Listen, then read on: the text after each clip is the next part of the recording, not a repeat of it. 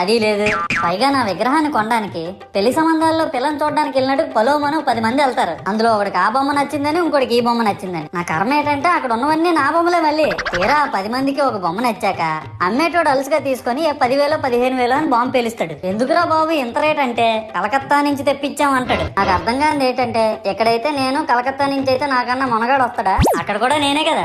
ఇలా నన్ను బజార్లో పెట్టి బేరం ఆడి నా మొహానికి ముసుగేసి వ్యాన్ ఎక్కిస్తారు. ఆ వ్యాన్ డ్రైవర్ గాడు నేనున్నానని కూడా చూడకుండా ఏదో ఆలోచించుకుంటూ డ్రైవ్ చేస్తా గతకల్లో గబ్బి గుబ్బి మని తించేసి నా కాల్లో చెయ్యి ఎరగొట్టేస్తాడు. ఈ విషయం చందాలు ఇచ్చిన చిన్నోళ్ళకి తెలిస్తే మళ్ళీ ఇరిగిపోయిన బొమ్మ పెట్టకూడదని ఏ బొమ్మ రాసి కవర్ చేసేస్తాడు. సరేలే జరిగిందేదో జరిగింది, నా భక్తులే కదా, కూల్ బ్రో అని చిల్లయ్యే లోపు నన్ను పందిర్లో పెట్టి ముసుగు తీసి నాకన్నా పొడుగుండే సౌండ్ బాక్సులు 2 నా చెవులు పక్కన పెట్టి డీజే గణేష్ బ్రో అని చెప్పి నా పాటలను కూనీ చేస్తారు. సరేలే పిల్లలు కదా, ఇప్పుడు కాకపోతే ఎప్పుడు ఎంజాయ్ చేస్తారు, కాసేపట్లో పూజ స్టార్ట్ చేస్తారని వెయిట్ చేస్తా ఉంటే ఆ 5 రూపాయల వ్రతకల్పన బుక్ చూస్తే